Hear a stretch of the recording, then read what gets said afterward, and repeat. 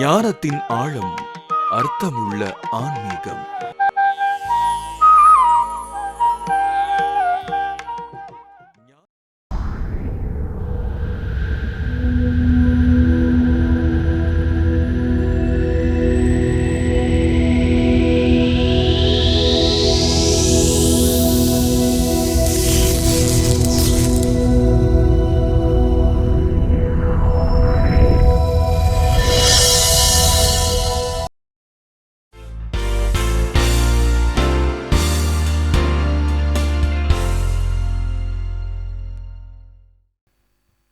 அருட்பெரும் ஜோதி அருட்பெரும் ஜோதி தனிப்பெரும் கருணை அருட்பெரும் ஜோதி. எல்லா உயிர்களும் இன்புற்று வாழ்க, வள்ளல் மலரடி வாழ்க வாழ்க. சான்றோர்களே, இன்றைக்கு மெய்விளக்கே விளக்கு என்பதை பற்றி சிந்திக்க இருக்கிறோம். மனிதரிடை மனிதராக வாழ்வதற்கு பெயர்தான் ஞானம் என்று சொல்வது.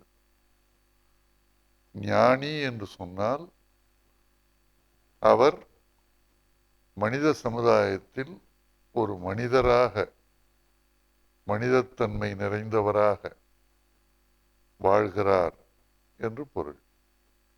அவரைத்தான் நாம் ஞானி என்று சொல்லுகின்றோம். மானிடம் தழைக்க வேண்டும், செழிக்க வேண்டும் என்றால் மனிதத்தன்மை ஒவ்வொருவரிடமும் பூரணமாக விளங்க வேண்டும். மனிதத்தன்மை என்பது என்ன? அன்பு, கருணை.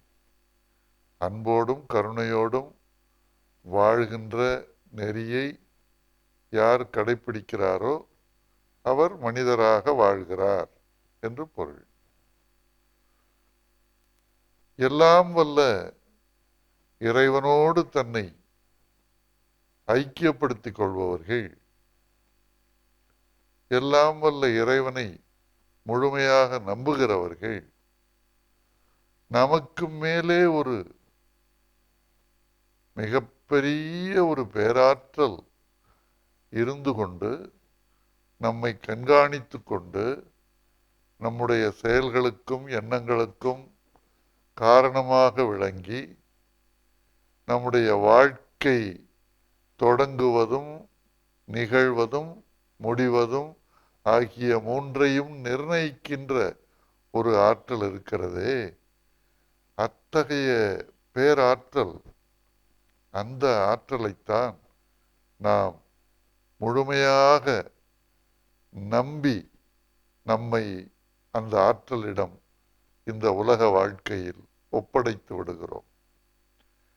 நம்மால் இது நடக்கிறது என்ற எண்ணத்தை விட நமக்கு ஆதாரமாக, நமக்கு உள் ஆற்றலாக, நம்மை வழி நடத்துகிற பேராற்றலாக இருக்கிற ஒரு மாபெரும் சக்திதான் இந்த உலகில் நாம் அன்றாடம் செய்கின்ற செயல்களுக்கெல்லாம் மூல காரணம், எண்ணங்களுக்கெல்லாம் அதுதான் மூல காரணம் என்ற அந்த தெளிவு நமக்கு வந்துவிடுமேயானால் நம்முடைய மனம் முழுமையாக அந்த ஆற்றலின் மீது நம்பிக்கை கொள்ள தொடங்கும்.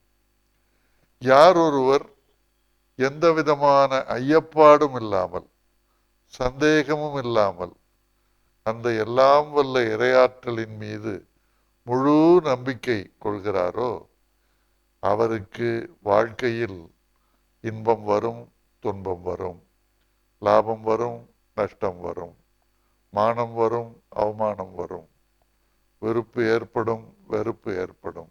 இப்படி மாறி மாறி நிகழ்வுகள் நடந்த போதும் அவருடைய வாழ்க்கை தெளிந்த நீரோட்டம் போல, the flow along the flow என்று சொல்லுவார்கள்.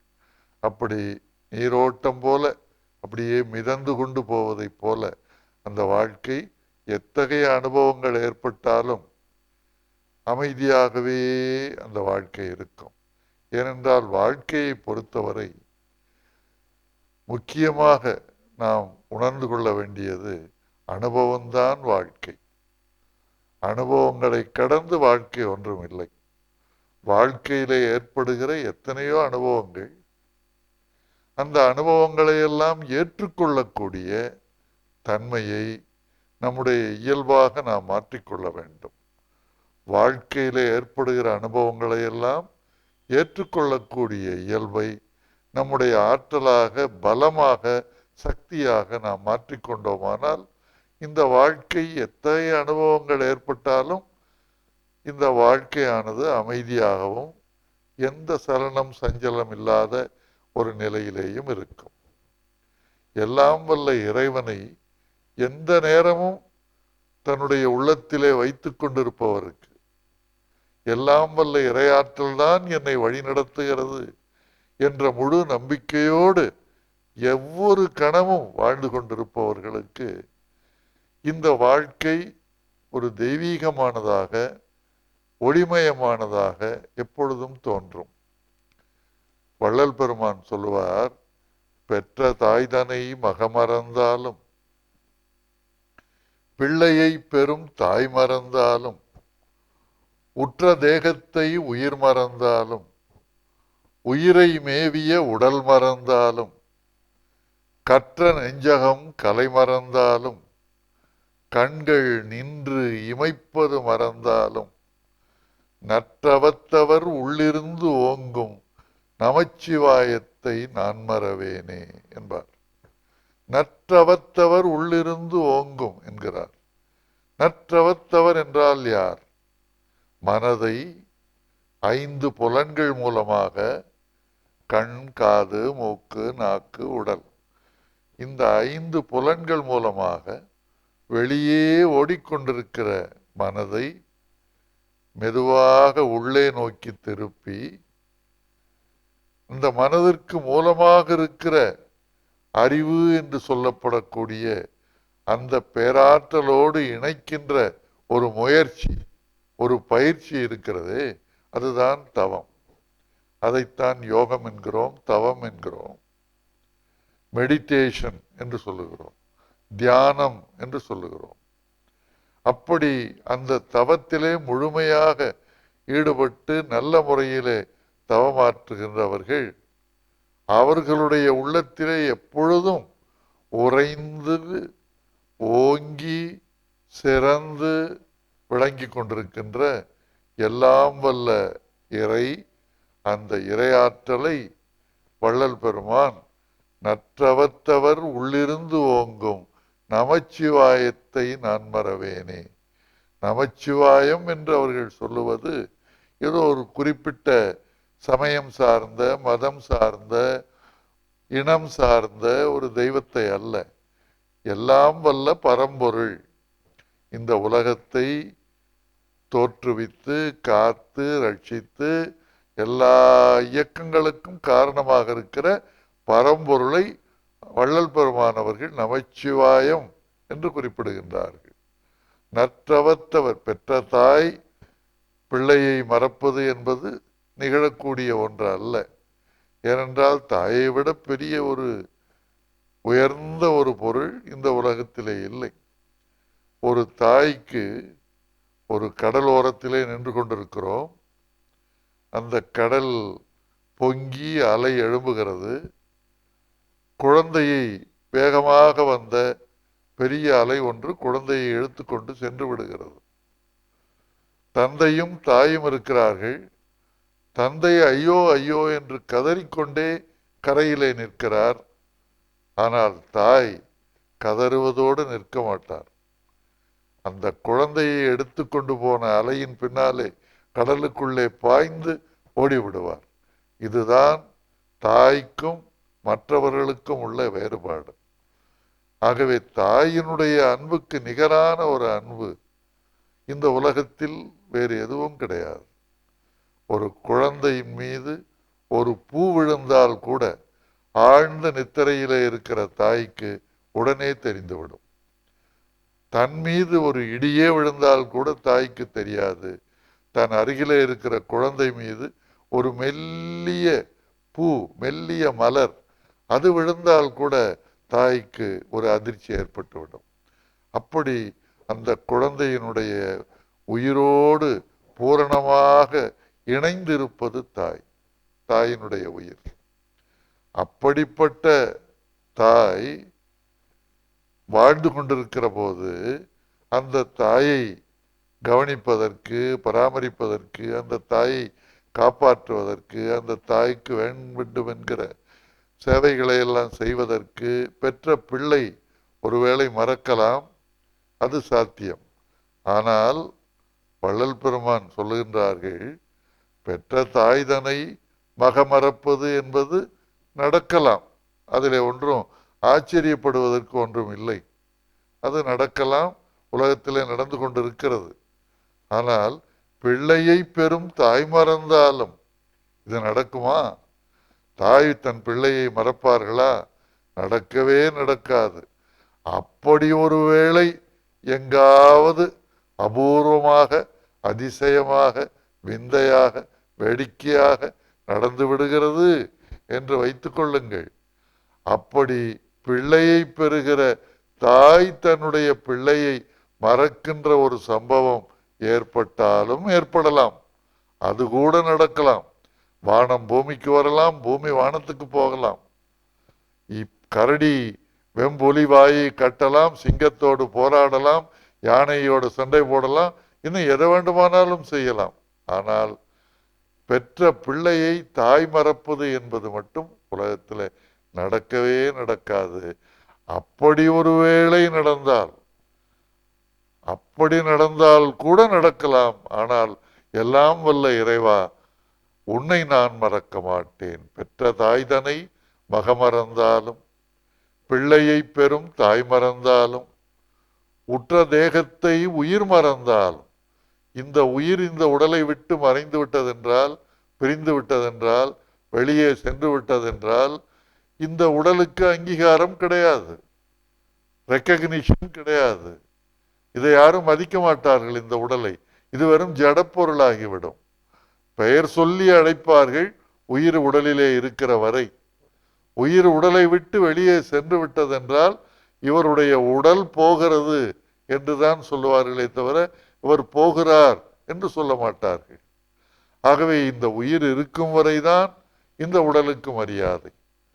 இந்த தேக பெற்ற தாய்தனை மகமறந்தாலும், பிள்ளையை பெறும் தாய் மறந்தாலும், உற்ற தேகத்தை உயிர் மறந்தாலும், இந்த தேகத்தை மறந்துவிட்டு உயிர் வெளியே சென்று விட்டாலும், உயிரை மேவிய உடல் மறந்தாலும், இந்த உயிரை தனக்குள்ளே வைத்து கொண்டிருக்கிறதே இந்த பருவுடல்.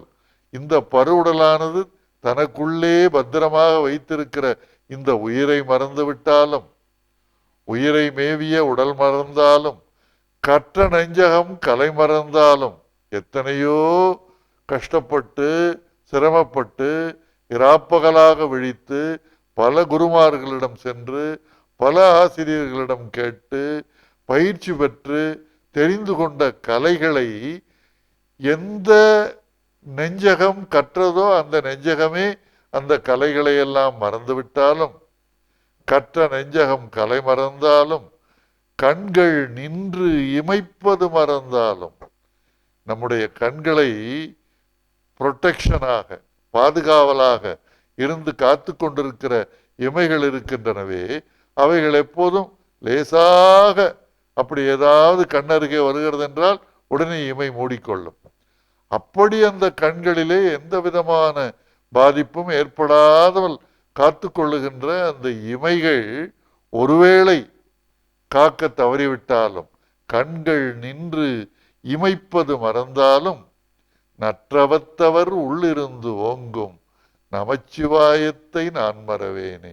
இதெல்லாம் நடக்கலாம், என்னென்னமோ நடக்கலாம். ஆனால் இதெல்லாம் நடந்தாலும் நமச்சிவாயத்தை, அந்த எல்லாம் வல்ல இறைவனை, அந்த பரம்பொருளை நான் வேண்டுவது, தொழுவது, நினைப்பது மறக்கவே மறக்காது. நமச்சிவாயத்தை ஒரு கணமும் நான் மறக்க மாட்டேன். இப்படி சொல்லுகின்ற ஒரு பக்குவம், ஒரு தெளிவு, ஒரு ஆற்றல் எப்பொழுது வரும் என்றால், எந்த ஒன்றிலேயும் நடுநிலைமையோடு இருக்கின்ற அந்த மனோபாவம் வந்துவிட்டால் நிச்சயமாக ஒரு கட்டிடம் வேலை நடந்து கொண்டிருந்தது. 3 தொழிலாளிகள் கட்டிட வேலை செய்து கொண்டிருந்தார்கள். 3 பேரும் கல் உடைக்கிற வேலை தான் செய்து கொண்டிருந்தார். ஒருவர் அந்த வழியாக வந்தார். வந்தவர் முதல் நபரை பார்த்து கேட்டார், அப்பா என்ன செய்து கொண்டிருக்கிறாய் என்று கேட்டார். அவர் சொன்னார், ஏதோ செய்துகிட்டு இருக்கிறேன் என்று ஒரு அனாவசியமாக பதில் சொன்னார். 2வது நபர் அதே கல்லுடைப்பு வேலையைத்தான் செய்து கொண்டிருந்தார். வந்தவர் அவரிடத்திலே கேட்டார், நீ என்ன செய்து கொண்டிருக்கிறாய் என்று. என்னமோ சாமி, என் வயிற்று பொழப்புக்காக ஏதோ வேலை பண்ணிட்டு இருக்கிறேன் என்று அவர் சொன்னார். 3வது நபரிடம் சென்று கேட்டார். அவரும் அதே வேலையைத்தான் செய்து கொண்டிருந்தார், அந்த கல்லுடைக்கிற வேலை. அவரிடத்திலே சென்று கேட்டார், நீ என்ன செய்து கொண்டிருக்கிறாயப்பா என்று கேட்டார். அவர் சொன்னார், இங்கே உருவாகவிருக்கிற இறைவனுடைய புனிதமான ஆலயத்துக்காக என்னுடைய பங்கை நான் செலுத்தி கொண்டிருக்கிறேன் ஐயா என்று சொன்னார். 3 பேரும் ஒரே வேலையைத்தான் செய்து கொண்டிருக்கிறார்கள். ஆனால் அவர்களுடைய மனோபாவம் பாருங்கள். அவர்களுடைய மனோபாவத்துக்கு ஏற்பத்தான் அவர்களுடைய பதில் இருக்கிறது.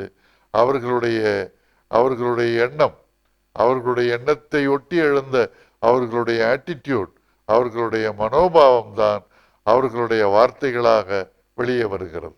ஆகவே நம்முடைய மனோபாவத்தை பொறுத்துத்தான் நம்முடைய செயல்கள், நம்முடைய பேச்சுகள் எல்லாம் அமைகின்ற காரணத்தால் நம்முடைய மனோபாவம் எப்படி இருக்க வேண்டும்?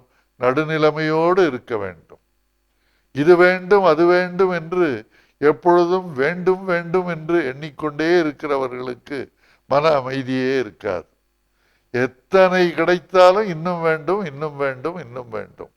இந்த ஆசையிலேயே உழன்று கொண்டிருக்கிற வேண்டும் வேண்டும் என்ற எண்ணம் வேதனையாகத்தான் முடியும். வேண்டாமை வேண்டி தொழுதல் சாதனையாகும். ஆக வேண்டும் வேண்டும் என்கிற போது வேதனை தான் மிஞ்சும்.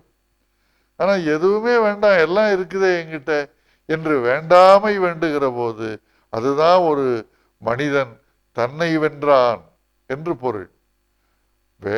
ஒரு பெரிய வீரத்திலெல்லாம் சிறந்த வீரம் எது என்றால், நம்முடைய அவை பாட்டி சொல்லுவார்கள், எல்லாவற்றிலும் சிறந்த வீரம் எது என்றால் தன்னை வெல்லுகிறானே, தனக்குள்ளே எழுகிற ஆசைகளை வெல்லுகிறானே, தனக்குள்ளே எழுகிற ஏக்கத்தை வெல்லுகிறானே, தனக்குள்ளே எழுகிற கோபதாபங்களை வெல்லுகிறானே, தன்னை வென்றான் தன் வீரமே வீரம், ஒன்றாக காண்பதே காட்சி, புலனைந்தும் வென்றான் தன் வீரமே வீரம் என்பார் அவை பாட்டி.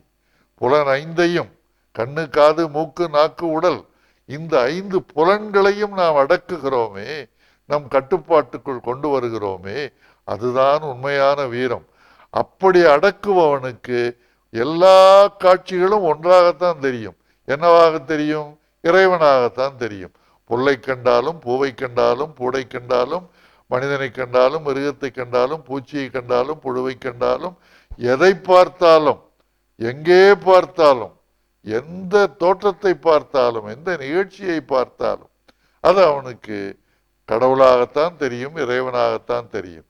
ஆகவே இறைவனை எங்கு பார்த்தாய் என்று கேட்டால், எங்கேயும் பார்த்தேன், எல்லாவற்றிலும் பார்த்தேன், எதிலும் பார்த்தேன் என்றுதான் அவனாலே சொல்ல முடியும். அப்படி வேண்டுதல் வேண்டாமை இலானடி சேர்ந்தார்க்கு யாண்டும் இடும்பையில என்பார் திருவள்ளுவர். வேண்டுதலும் இல்லை, வேண்டாமையும் இல்லை. அப்பா உனக்கு என்ன வேண்டும்? எல்லாம் இருக்குதுங்கய்யா, எனக்கு ஒன்றும் வேண்டாம். வேண்டாமை, நீ எதை வேண்டான்னு நினைக்கிற, எது இறைவன் கொடுக்கிறாரோ அதை நான் எடுத்துக்கிறேன், எனக்குன்னு நான் ஒன்றும் கேட்க மாட்டேன், எனக்கு வேண்டியதும் இல்லை வேண்டாததும் இல்லை. எப்படிப்பட்ட மனோநிலை பாருங்கள். அப்படி வேண்டும் வேண்டாமை, வேண்டுதல் வேண்டாமை ரெண்டுமே இல்லாதவனுடைய உள்ளம் எங்க சேரும்? தன்னை போலவே அந்த வேண்டுதலும் வேண்டாததும் இல்லாத ஒரு இடத்துல தானே போய் சேரும். அந்த தன்னை போலவே வேண்டுதலும் வேண்டாமையும் இல்லாதது யார்? இறைவன் தானே. எல்லாம் வல்ல இறைவனுக்கு வேண்டுதலும் கிடையாது, வேண்டாமையும் கிடையாது. இறைவன் என்ற மாபெரிய ஆற்றல் அது இயக்கமாக பல கோடி இயக்கங்களாக இந்த பிரபஞ்சத்திலே நடந்து கொண்டிருக்கிறது. எல்லா இயக்கங்களும் இறைவனுடைய இயக்கங்கள், இறைவனுடைய நிகழ்ச்சிகள். எல்லாம் வல்ல இறைவனேதான் பல்வேறு தோற்றங்களாக, நிகழ்ச்சிகளாக, இயக்கங்களாக, காட்சிகளாக இருக்கிறார் என்கிற போது அந்த இறைவனுக்கு வேண்டுதல் ஏது, வேண்டாமை ஏது? ஆக வேண்டுதல் வேண்டாமை என்ற இரண்டு தன்மைகளுக்கு அப்பாற்பட்ட, இந்த ரெண்டு தன்மைகளும் இல்லாத, வேண்டுதல் வேண்டாமை இல்லாதவனுடைய திருவடிகளை நாடி அப்பா நீயே சரணம் என்று சரணமடைந்து விடுபவர்களுக்கு வேண்டுதல் வேண்டாமை இரானடி சேர்ந்தார்க்கு யாண்டும் இடும்பையில, எந்த விதமான துன்பமும் வாழ்க்கையில கிடையாது, கஷ்டம் வாழ்க்கையில கிடையாது. மற்றவங்களுக்கெல்லாம் ஏதாச்சும் ஒரு கஷ்டம் எல்லாம் இருக்கும். நிறைய செல்வம் இருக்கும், நிறைய படிப்பு இருக்கும், நிறைய புகழ் இருக்கும், பெரிய பதவி இருக்கும். இருந்தாலும் ஏதாச்சும் ஒரு கஷ்டம் கஷ்டம்னு சொல்லிக்கிட்டே இருப்பாங்க. அப்போ எதுவுமே இருக்காது, பணம் இருக்காது, படிப்பு இருக்காது, வாழ்க்கை வசதிகள் குறைவா இருக்கும், எதுவுமே இருக்காது.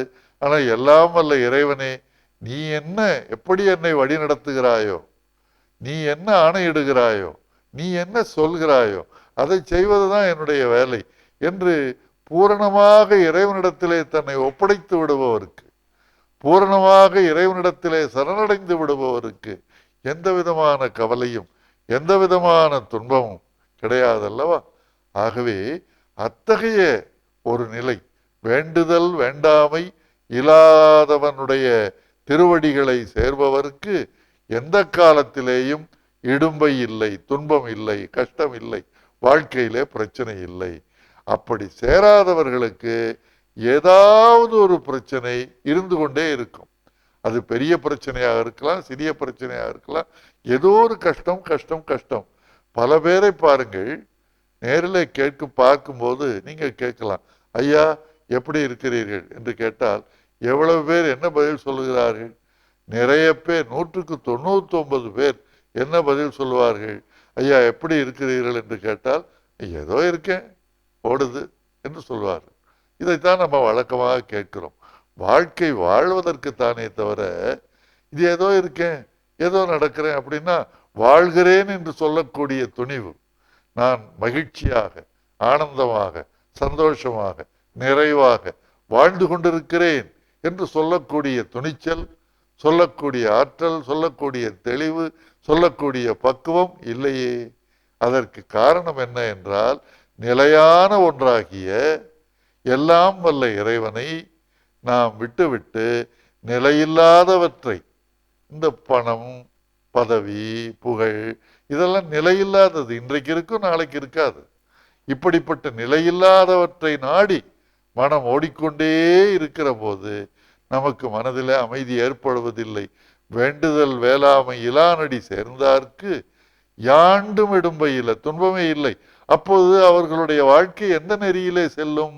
அருள் நெறியிலே செல்லும். அருள் என்றால் என்ன? அன்பு பெற்றெடுத்த குழந்தை. வள்ளுவர் அழகாக சொல்வார், அருள் என்னும் அன்பின் குழவி, பொருள் என்னும் செல்வச் செவிலியால் உண்டு என்று சொல்லுவார். அருள் என்பது அன்பு பெற்றெடுக்கிற குழந்தை.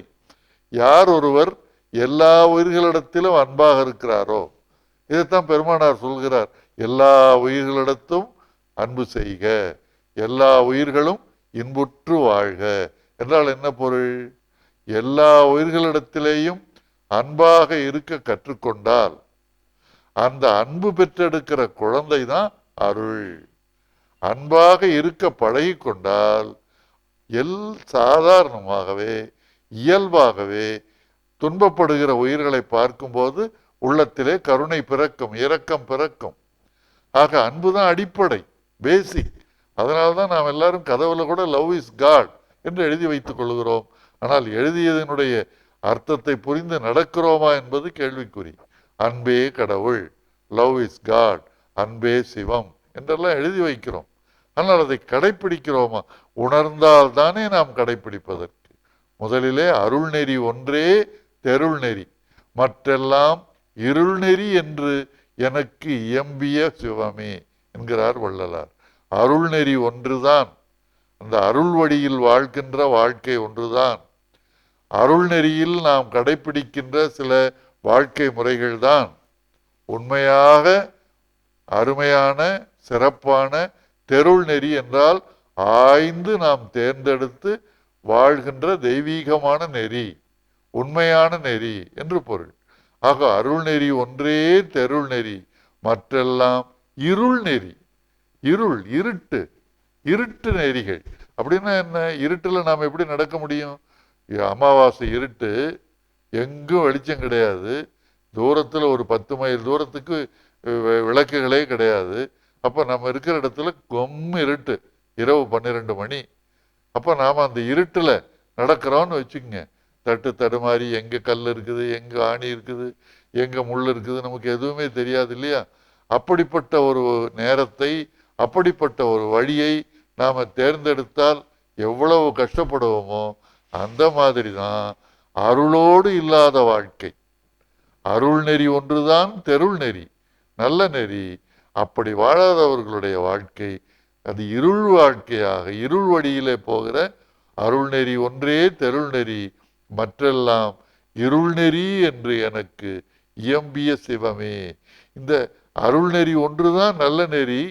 அருள் உணர்வோடு வாழணும், எல்லாருக்கும் நன்மை செய்து வாழணும், யாருக்கும் துன்பம் கொடுக்காம வாழணும். நான் என்னுடைய வாழ்நாளில் யாருடைய உடலுக்கும் மனதுக்கும் துன்பம் கொடுக்க மாட்டேன், துன்பப்படுகிற உயிர்களுக்கு என்னால முடிஞ்ச உதவிகளை செய்வேன் என்ற அந்த உயர்ந்த நோக்கத்தோட வாழணும். அதுதான் வாழ்க்கை. அப்படி வாழுகிற அந்த நெறிதான் தெருள் நெறி, நல்ல நெறி. மற்றெல்லாம் இருள் நெறி என்று யார் எனக்கு சொன்னார்கள்? இருள் நெறி என்று இயம்பிய சிவமே. சிவம் என்பது இங்கே தெய்வத்தை குறிப்பது. அந்த தெய்வம் எனக்குள்ளே அறிவாக விளங்கி கொண்டிருக்கிறது. அப்போ இந்த அருள் நெறியை தவிர மற்றதெல்லாம் இருள் நெறியப்பா என்று எனக்கு உள்ளே இருக்கிற என்னுடைய அறிவாகிய தெய்வம் எனக்கு உணர்த்துகின்றது. அப்படி உணரப்பெற்றால் என்னுடைய வாழ்க்கை மிகச்சிறப்பாக, என்னுடைய மனதிலே மாசு இல்லை, என்னுடைய மனதிலே குற்றம் இல்லை, அதைவிட பெரிய வாழ்க்கையை நான் எப்படி வாழ முடியும்? ஒருவனுடைய வாழ்க்கை சிறப்பான வாழ்க்கை என்று சொன்னால் அவனுடைய மனதிலே எந்த குற்றமும் இல்லை. மனத்துக்கண் மாசிலன் ஆதல் அனைத்தரன் ஆகுல நீர பிற என்றார் திருவள்ளுவர். மனதிலே குற்றமில்லாமல், மனதிலே பழுதில்லாமல், மனதிலே பொறாமை, வெகுளி, ஆணவம், அகம்பாவம், இப்படிப்பட்ட துர்குணங்கள் எல்லாம் இல்லாமல், இதெல்லாம் தான் மாசு. மன மாசு என்பது இதுதான். கயமை, கரவு, பிறன் மனை விளைதல், புறங்கூறுதல், இந்த மாதிரி பண்புகள் எல்லாம் இருக்குது. இதெல்லாம் தான் மாசுகள்.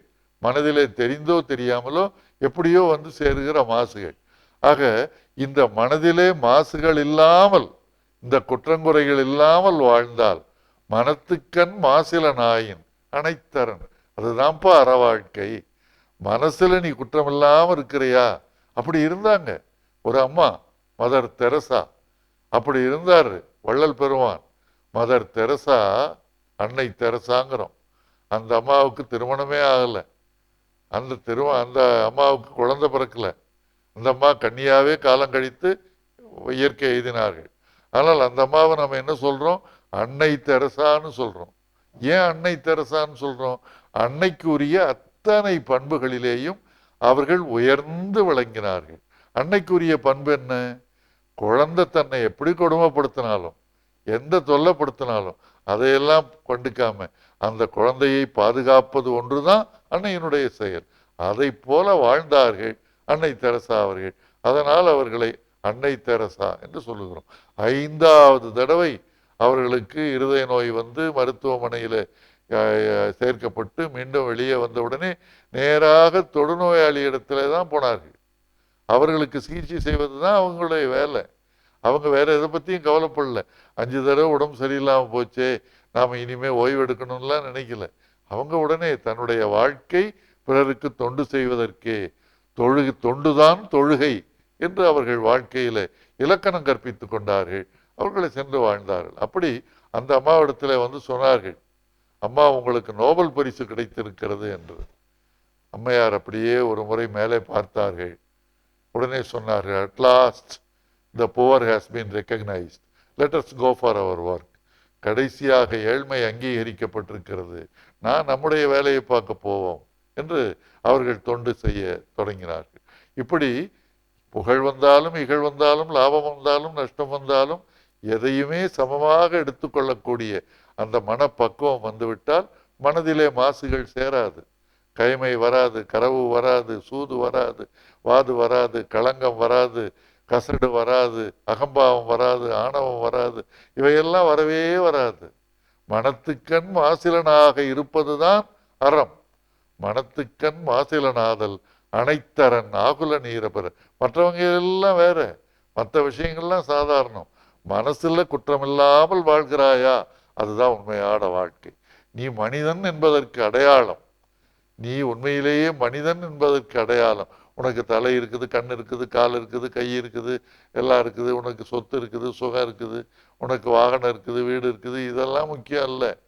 நீ மனிதன் என்பதற்கு என்ன அடையாளம் என்றால், உனக்கு மனம் இருக்கிறது, அந்த மனதிலே எந்த விதமான மாசு, எந்த விதமான களங்கமும் குற்றமும் இல்லாத மனதுடையவனாக இருக்கிறாய் என்பதுதான் உன்னுடைய பெரிய சிறப்பு.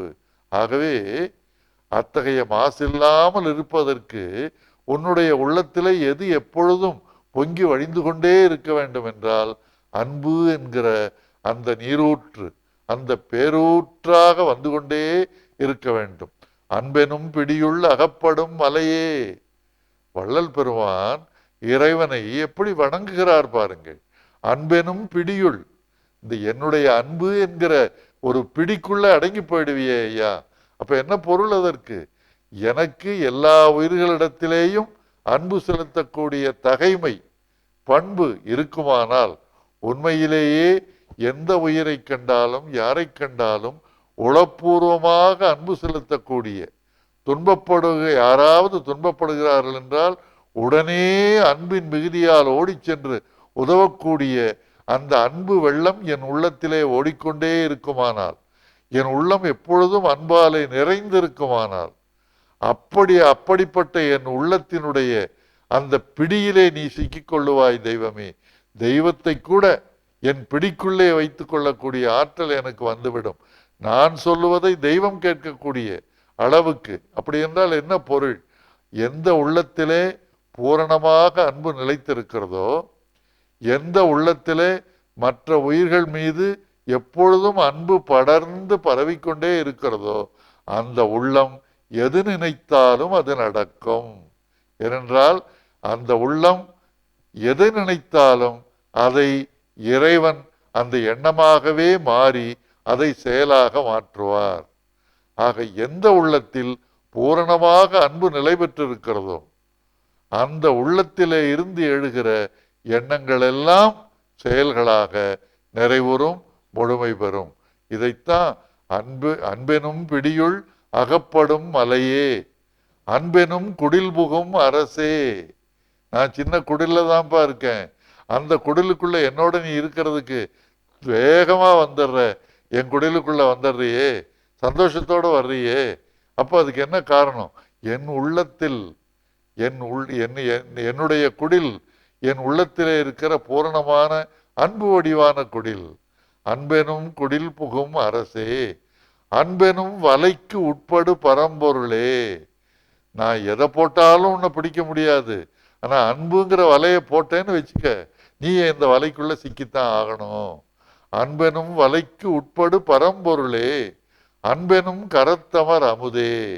என்னுடைய கையை எப்படி வச்சுக்கிட்டேன்னா, இந்த கையில, இந்த கை அன்பு என்கிற கரம், இந்த அன்பு என்கிற கரத்தில் வந்து அமுதமாக தேனாக இங்கே வந்து என்னுடைய கையிலே நான் சுவைப்பதற்காக வந்து அமர்ந்து விடுகின்ற அன்பெனும் கரத்தமர் அன்புதே. அன்பெனும் உயிரொளிர் அறிவே, அன்பெனும் கடத்துள் அடங்கிடும் கடலே. ஒரு பெரிய கடல், இந்து மகா சமுத்திரம், அரபிக்கடல், வங்காள குழா கடல், இப்படி பெரிய கடல். ஒரு குடத்துக்குள்ள அதை அடக்கிடலாம் அந்த கடலை.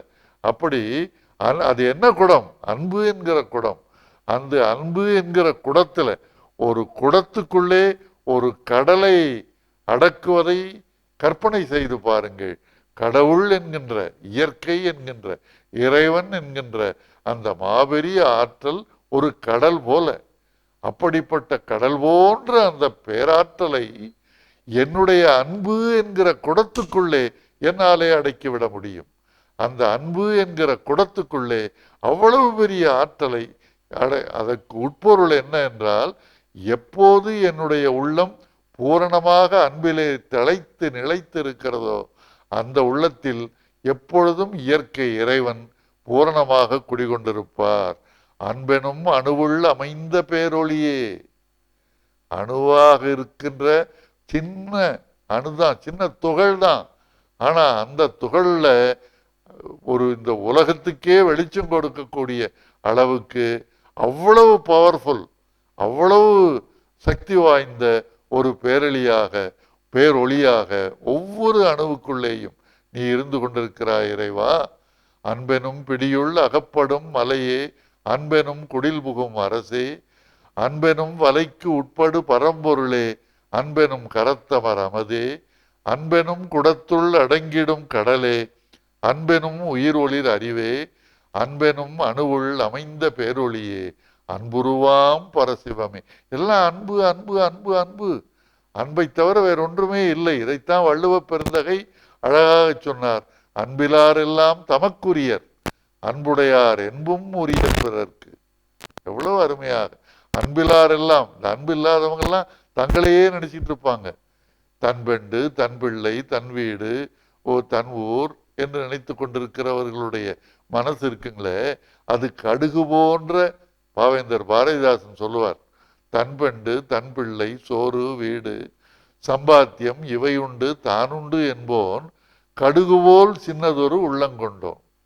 கண்ணலடா என் சிற்றூர், என் ஊர் சிற்றூர், தன்னுடைய சின்ன ஊரை பத்தி மட்டும் பேசிட்டு இருக்கான் பாருங்க. கண்ணலடா என் சிற்றூர் என்போன் உள்ளம் கடுகுக்கு நேர்மூத்த தோரை உள்ளம். இந்த கடுகோட கொஞ்சம் பெருசு துவரம்பருப்பு. அந்த துவரம்பருப்பு போன்ற உள்ளம். தென்னை உள்ளம் ஒன்று உண்டு. இந்த தேங்காய் இருக்குதே, இந்த தேங்காய் சைஸுக்கு உள்ளம் உண்டு. தென்னை உள்ளம் ஒன்று உண்டு. அது தன்னாட்டு சுதந்திரத்தால் பிற நாட்டை துன்புறுத்தல். தன் நாட்டுல சுதந்திர நாடா இருக்கும், பிற நாட்டை போய் பிற நாட்டு மக்களை துன்புறுத்துறது இருக்கு பாருங்க, அப்படி ஒரு உள்ளம். ஆனா இதையெல்லாம் கடந்து தொண்டு உள்ளம், தூய உள்ளம், தொல்லுலக மக்களெல்லாம் ஒன்றே எண்ணும் தாயுள்ளம் தனிலன்றோ இன்பம். எவ்வளவு அருமையா உணர்ந்து பாவேந்தர் சொல்றார் பாருங்க.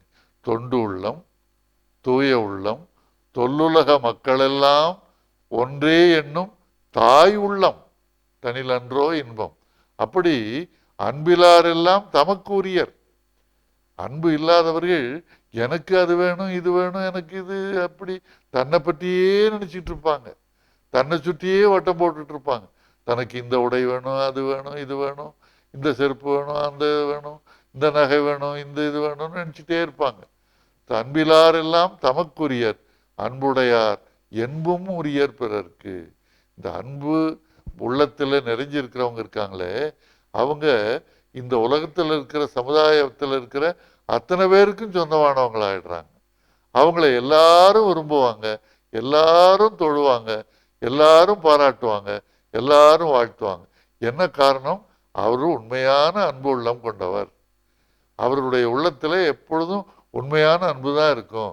மற்றவர்களுக்கு துன்பம் என்றால் ஓடி ஓடி ஓடி அவர் உதவி செய்வார்.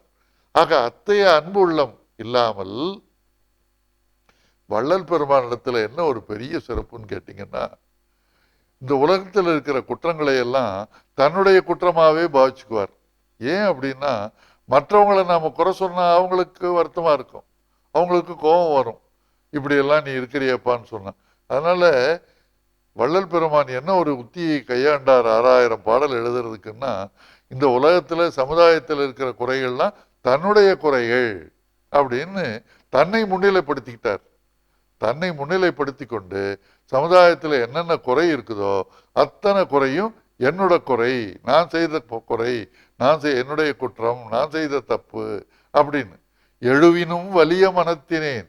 எழுன்னா இந்த பெரிய இரும்பு கம்பி, இந்த தேங்காய் மட்டையெல்லாம் உரிப்பாங்க, அதுக்காக வச்சிருக்கிறது எழுன்னு சொல்லுவாங்க.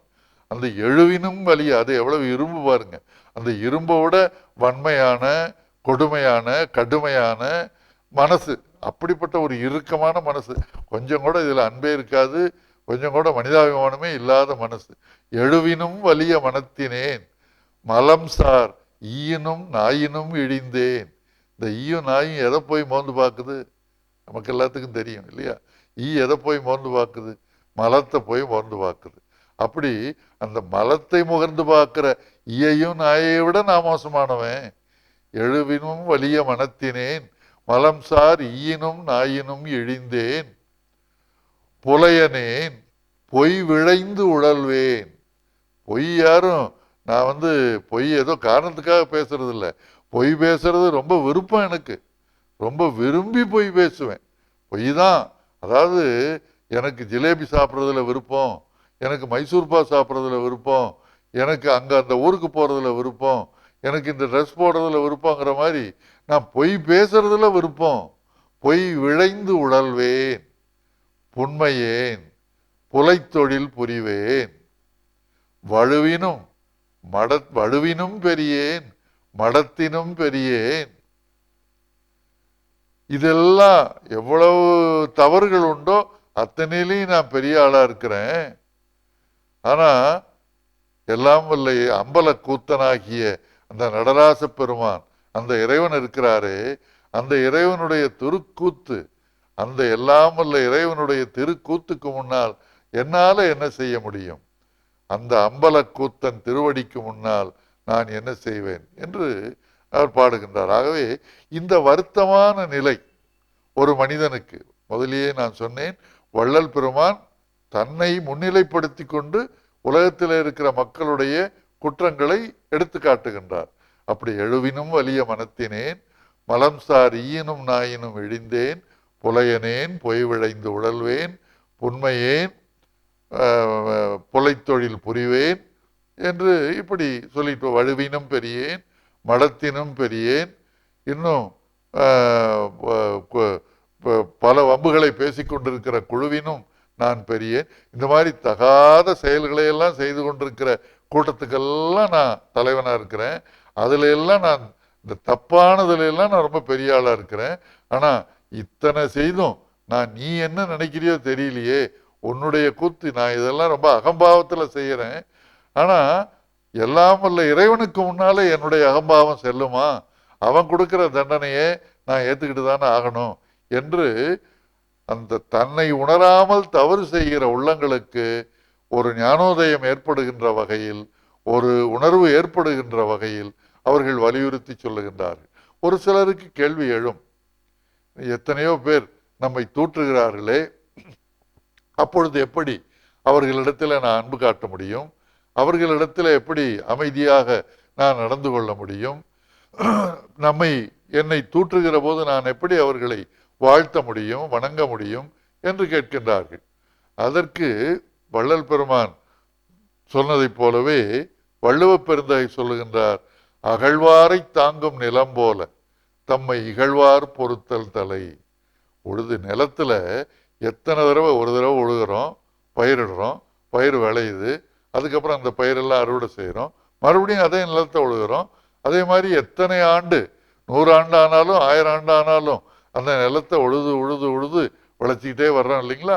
அதே போல அகழ்வாரை தாங்கும் நிலம் போல தம்மை இகழ்வார் பொறுத்தல் தலை.